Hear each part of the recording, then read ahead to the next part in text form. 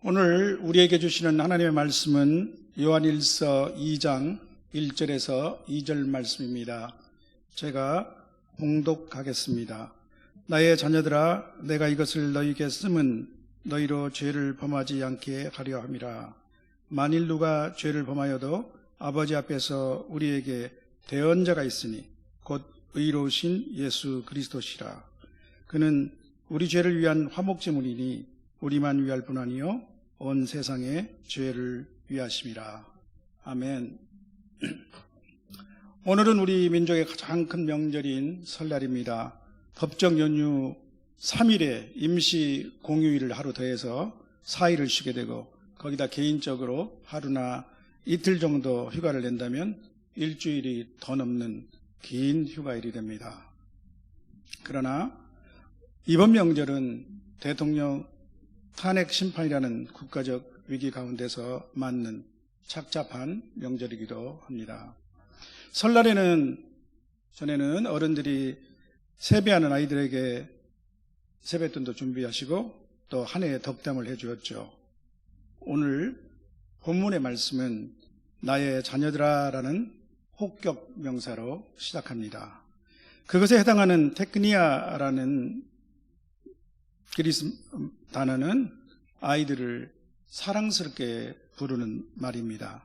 그러나 상대방의 연소함보다는 친근한 관계가 더 강조되는 것이죠. 사도 요한은 성도들에게 요한일서 다른 몇 곳에서 이 말을 다시 사용하고 있습니다. 또 예수님도 잡히시기 전날 요한복음 13장 33절을 보면 제자들에게 이 말로 친근하게 부르신 것으로 기록되어 있습니다. 저는 우리의 대언자라는 제목으로 본문의 말씀을 중심으로 하나님의 말씀을 나누고자 합니다. 1절에 보면요, 요한 사도는 나의 자녀들아 라고 부르면서 먼저 내가 이것을 너희에게 쓰면 너희로 죄를 범치 않게 하려 함이라 라는 말씀으로 시작합니다. 이것, 좀 더 정확히는 이것들을 가리키는 것은 그 전장 요한일서 1장 8절에서 10절 말씀으로 볼 수 있겠습니다. 요한은 만일 우리가 죄가 없다고 말하면 스스로 속이고 또 진리가 우리 속에 있지 않고 하나님을 거짓말하는 이로 만드는 것이라고 말하면서 이렇게 말씀합니다. 만일 우리가 우리 죄를 자백하면 그는 미쁘시고 의로우사 우리 죄를 사하시며 우리를 모든 불의에서 깨끗하게 하실 것이요. 우리가 다 잘 알고 앙송하고 있는 요한일서 1장 9절 말씀이죠. 이 말씀은 죄 고백과 죄 사함의 보장에 관한 구절입니다. 예수님을 믿지 않는 외부인들은 이 말씀을 많이 오해하기도 합니다. 기독교 신자들은 참 뻔뻔하다는 것이죠. 아무 죄를 짓고 나서도 교회에 가서 하나님 잘못했습니다 라고 하면 죄를 용서받으니 참 죄를 쉽게도 짓고 또 쉽게도 잊어버리겠구나, 참 편하겠다라고 조롱하기도 합니다. 바울 사도는 로마서 3장에서 인간의 악함과 대조되는 하나님의 선하심과 절대적인 의의를 비꼬아 이렇게 잘못 이야기하는 사람들도 있다고 지적했습니다. 나의 거짓말로 하나님이 참되심이 더 풍성하여 그의 영광이 되었다면 어찌하여 내가 죄인처럼 심판을 받겠느냐? 또 그러면 하나님의 선을 이루기 위하여 우리 인간은 악을 행하자, 터무니없는 말씀이죠. 그러나 예수님을 믿고 새 생명을 얻은 우리 성도들은 죄사함의 확신을 주는 이 말씀에서 큰 위로와 세임을 얻곤 합니다. 반면에 이 말씀은 우리 성도들에게는 결코 죄를 마음대로 지어도 된다는 인가장이 되지 않음도 우리는 잘 알고 있습니다. 자기 잘못에 대해 부모의 따뜻한 사랑과 용서를 받아본 아이는 범죄자가 되지 않습니다. 용서받은 죄는 더 이상 마음 안에 숨지 않습니다. 반면에 흉악한 범죄들 중에는 부모나 주변 사람들로부터 이러한 사랑의 용서를 받지 못한 사람들이 많습니다. 용서받지 못한 죄는 그 사람의 양심을 찌르고 치유받지 못한 독소로 남아있게 됩니다. 그의 마음속 깊은 곳에 자리 잡고 그 죄성은 점점 더 흉악해지기 마련입니다. 따라서 너희로 죄를 범하지 않게 하려라는 목적으로 이것을 쓴다는 사도 요한의 말씀은 전혀 모순이 없습니다. 요한 사도는 이 목적을 전제로 다시 이렇게 말씀하고 있습니다. 이 말씀은 앞서 요한 1장 9절에 죄 용서함의 확신과 보장을 뒷받침해 주는 말씀입니다. 1절 하반부를 보면요, 만일 누가 죄를 범하여도 아버지 앞에서 우리에게 대언자가 있으니 곧 그리스도라. 그리고 예수 그리스도에 대해서 이렇게 말씀합니다. 2절이죠. 그는 우리 죄를 위한 화목제물이니 우리만 위할 뿐 아니요 온 세상의 죄를 위하심이라. 예수 그리스도는 우리의 대언자이시며 의로신 분이시며 화목제물이십니다. 이제 예수님의 이 세 가지 속성을 알아보겠습니다. 첫째로 우리의 대언자이십니다. 여기 1절에서 대언자로 번역된 아라클레토스는 요한복음에 보면 14장, 15장, 16장에서 4번 쓰였는데 그곳에서는 모두 보혜사로 번역되어 있습니다. 모두 예수님이 하신 말씀으로 성령을 가리켜 하시는 말씀이었죠. 이 말의 어원은 빠라라고 해서 옆에 나란히라는 뜻이 있고 클레토스라는 것은 분리원자가 됩니다. 즉 옆에 불려진 사람이죠. 타인의 곁에 부름을 받은 자가 1차적 뜻이라면 거기서 2차적으로 조력자, 위로자라는 말이 될 수도 있습니다. 요한일서 본문에서는 법정용어로 사용되어 변호사, 대언자를 의미합니다. 혹시 재판장에 나가보신 적이 있습니까? 특히 형사재판장을 보면 재판관 앞에서 변호사가 피고인 옆에 나란히 앉아 있습니다. 요한복음 14장 16절에서 잡히시기 전날 예수님은 이렇게 말씀하셨습니다. 내가 아버지께 구하겠으니 그가 또 다른 보혜사를 너희에게 주사 영원토록 너희와 함께 있게 하시리라. 성령을 또 다른 보혜사라고 지칭하셨습니다. 예수님은 스스로를 보혜사라고 간주하고 계신 것입니다. 주님은 제자들의 대언자로 당시 종교 지도자들이나 세상에 대해서 그들을 변호하셨습니다. 또한 그들에게 좋은 자와 위로자가 되셨습니다. 이제 이 역할은 교회와 성도들 안에서 성령께서 해주시고 계시는 것이죠. 성령은 또한 모든 성도들에게 그리스도의 사역과 말씀을 깨우치게 해주시고 지혜로운 좋은 자가 되십니다. 예수님께서는 지상 사역을 마친 후에는 하나님께 중보자의 역할을 하고 계십니다. 그는 우리의 대언자로서 고소자 사탄에 맞서 우리를 변호하고 계시는 것입니다. 그래서 성경은 말씀하고 있습니다. 누가 정죄하리요? 죽으실 뿐 아니라 다시 살아나신 이는 그리스도 예수시니 그는 하나님 우편에 계신 자요 우리를 위하여 간구하는 자신이라. 로마서 8장 34절 말씀입니다. 그러므로 자기를 힘입어 하나님께 나아가는 자를 온전히 구원하실 수 있으니 이는 그가 항상 살아계셔서 그들을 위하여 간구하심이라. 히브리서 7장 25절 말씀입니다. 무엇보다 그분은 우리를 너무도 잘 알고 동정하시는 분이십니다. 우리에게 있는 대제사장은 우리의 연약함을 동정하지 못하실 리가 아니요 모든 일에 우리와 똑같이 시험을 받으신 이로되 가장 중요한 말씀이 있습니다. 죄는 없으시니라. 히브리서 4장 15절 말씀입니다. 둘째로 의로우신 분입니다. 예수님은 하나님 앞에서 우리의 의로운 대언자가 되십니다. 주님은 하나님의 본성 자체로 의로우신 분입니다. 성육신 하셔서 이 땅에 계셨을 때도 모든 율법의 요구를 이루셨고 모든 일에 우리와 똑같은 시험을 받았으나 죄가 없으셨습니다. 대언자로서도 주님은 의로우신 대언자이십니다. 최근 제게 아주 가까운 친척 청년이 매우 억울한 측면이 있는 형사소송에 피고가 된 일이 있습니다. 그래서 우리 집안 오래전부터 알고 지내던 변호사 한 분이 결국 그 소송을 맡게 되었습니다. 그래서 저도 그분과 대화하는 시간을 가질 수 있었습니다. 저로서는 세상 법정과 변호의 특성에 대해서 상당히 여러 부분을 알게 되는 기회가 되었습니다.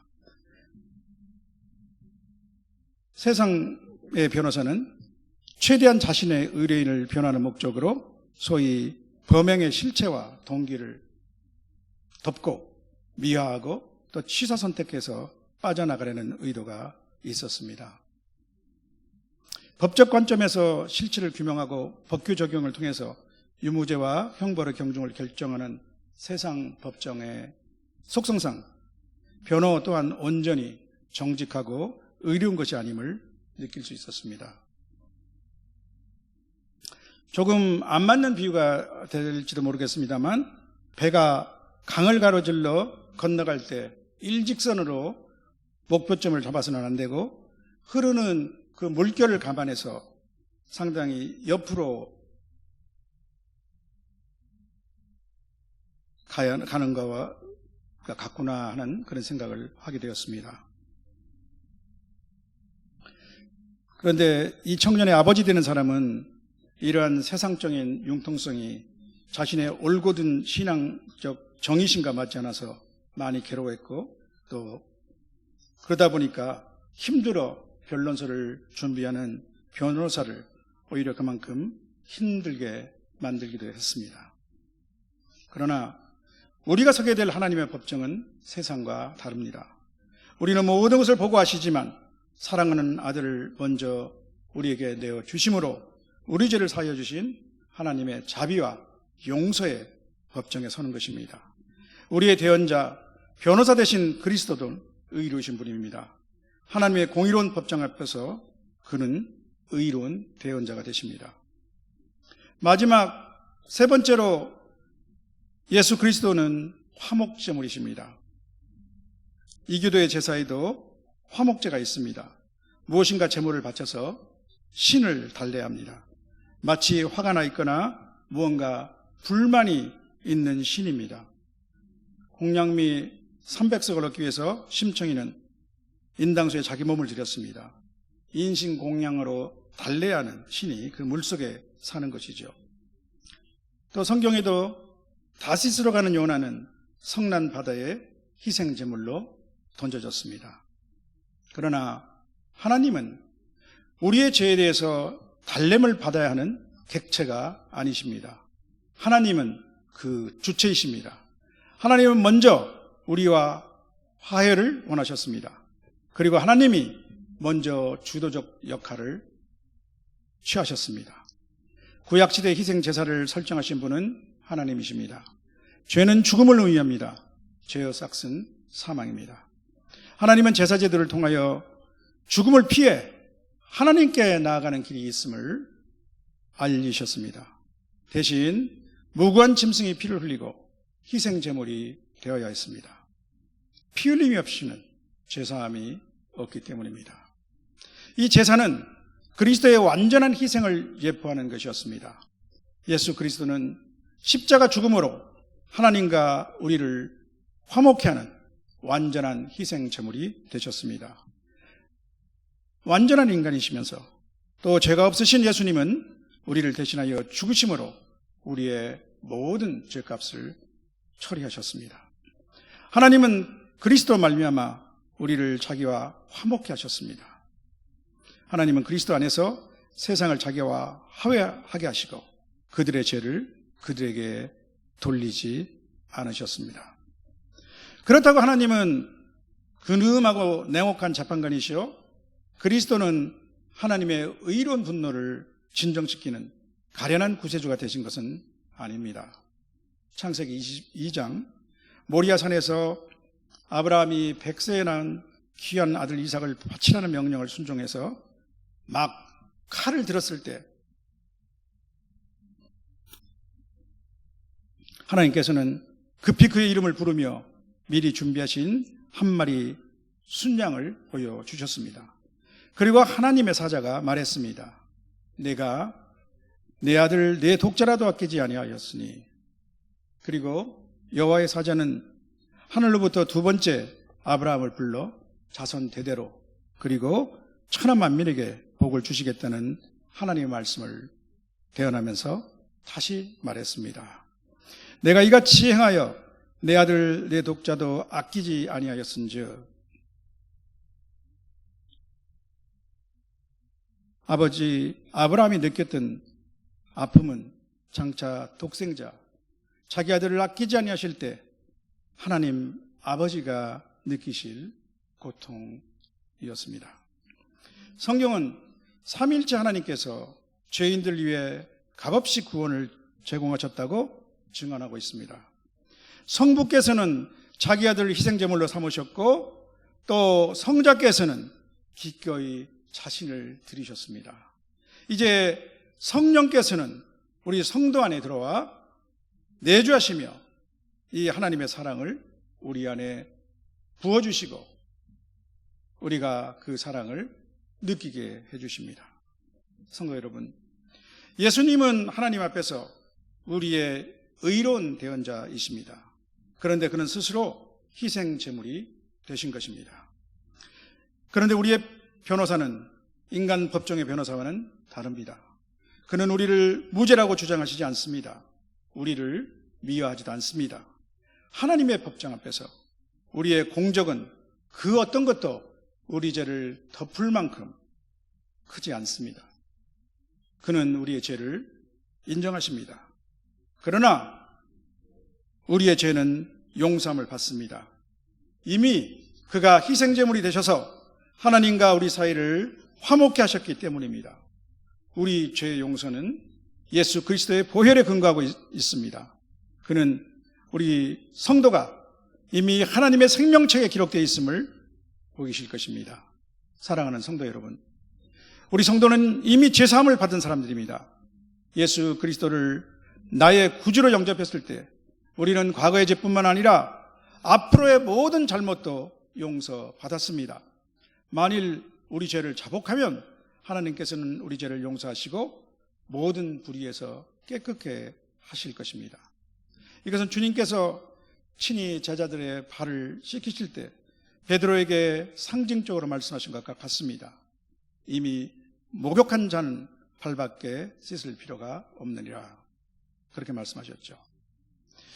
그러나 겸양에 지나쳐서 기도 중에 끝내는 말로 자신을 죄인으로 표현하는 사람들을 보게 될 때도 있습니다. 상당히 민망함을 느끼게 됩니다. 아마 이런 사람들은 하나님을 아버지라고도 잘 부르지 못할 것입니다.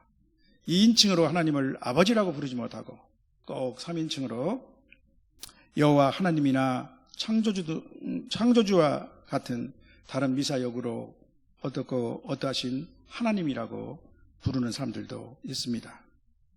이런 분들은 자신이 구원의 확신이나 죄 용서함의 확신을 갖고 있는지 스스로 점검해 보시고 자신과 하나님 사이의 거리가 어떠한지 점검해 볼 필요가 있을 것입니다.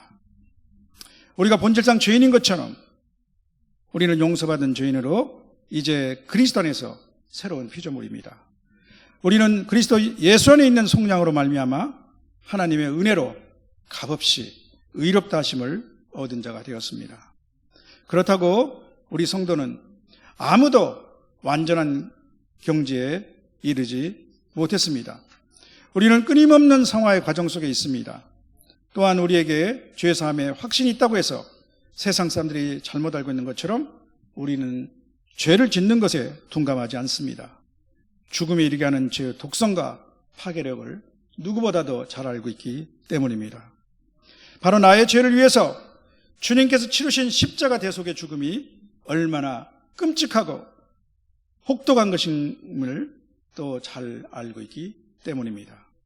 우리 성도들은 때로는 내 지체 속에서 한 다른 법이 내 마음의 법과 싸워 내 지체 속에 있는 죄의 법으로 나를 사로잡는 것을 보면서 오호라, 나는 공고한 사람이로다, 이 사망의 몸에서 누가 나를 건져내라 라고 부르짖었던 경험들이 있습니다. 내 안에 깊숙이 자리 잡고 있는 은밀한 죄성이 내게 포착될 때마다 얼마나 실망스럽고 그 나의 모습이 얼마나 흉측합니까? 그럴 때마다 우리는 주님의 십자가 앞에 다가가게 됩니다. 그러나 그럼에도 불구하고 우리는 결코 죄책에 시달리지 않습니다. 죄의 올무에 걸리지도 않습니다.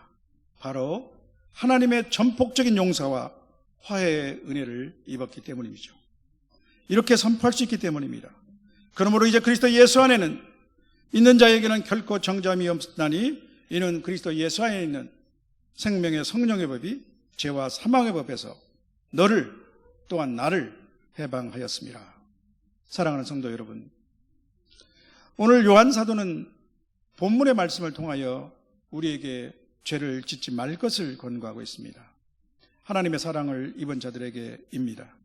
그리고 우리의 죄는 이미 용서받았고 용서받을 것임을 알려주고 있습니다. 우리에게 대언자가 되시는 분, 의로우신 대언자이십니다. 예수 그리스도는 이미 완전한 화목제물이 되셨기 때문에 하나님 앞에서 우리를 위해 당당히 중보하실 수 있습니다. 주님은 이 땅에서 대속을 완성하셨고 이제 하늘에서 중보자가 되셨습니다. 대속과 중보는 예수님이 재림하실 때까지 이루신 예수님의 공적이며 또 지금도